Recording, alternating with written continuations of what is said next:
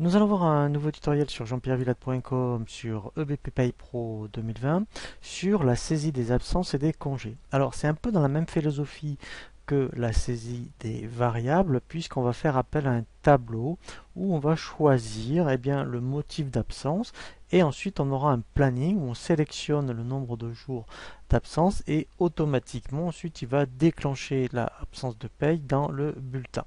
Donc pour cela, en fait, quand on est dans l'option ici bulletin, vous avez ici saisie des congés et absence. Voilà, donc là, comme je vous le disais, vous avez ici, vous voyez, une grille. Alors, ici, on a tous les salariés. Donc, moi, ici, il n'en affiche qu'un puisque j'ai qu'un seul salarié dans mon dossier. Ici, déjà, vous voyez, par défaut, il se met sur l'absence congé payé avec afficher les compteurs. Et je sais exactement, ici, déjà, son état des compteurs par rapport au congé payé. Si par exemple je voulais lui faire une absence congé payé, donc là je suis, vous voyez, sur les payes de février, il suffirait qu'ici directement, je sélectionne le nombre de jours de congé que je voudrais lui faire prendre. Donc là je sélectionne avec la souris, je fais après ici barre d'espace, voilà. Et là vous voyez, il me le sélectionne. Si je voulais annuler, je resélectionne et après en fait je tape ici au clavier et vous voyez ça annule. Donc là je vais en resélectionner pour vous montrer que l'absence congé payé se déclenche bien.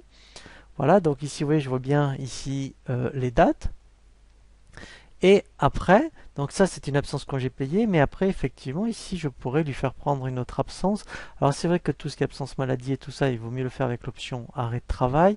Là par exemple, je vais prendre une absence non rémunérée.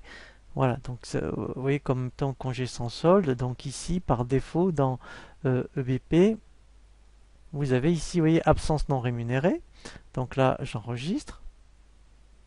Voilà, donc là je suis toujours sur le même salarié et par exemple au 12 février, donc là c'est un peu différent. Voilà, ici par exemple, je sélectionne directement le nombre d'heures ou ici je peux taper journée entière.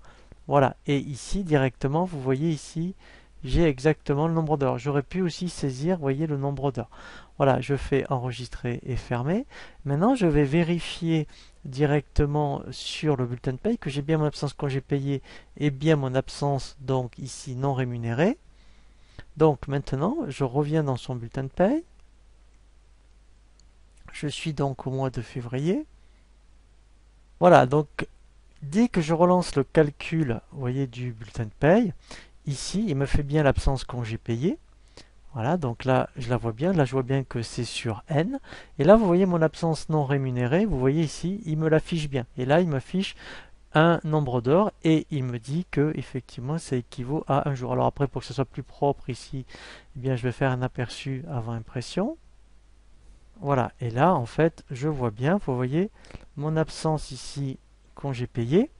Voilà, et mon absence non rémunérée. Voilà, donc c'est vraiment très pratique de passer par cette grille, saisie congé absence. Et l'intérêt également, c'est que après, dans le menu impression, j'ai vraiment un état des absences et des congés. Ici, lorsque je suis dans salarié, impression, vous voyez, j'ai congé absence et j'ai vraiment, vous voyez ici, état des absences.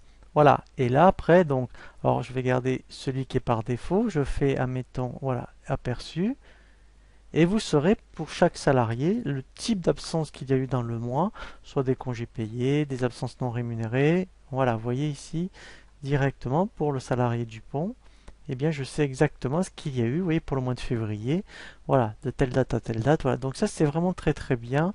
Ensuite, effectivement, tous les mois, vous pouvez lancer un état des absences avec détail par salarié.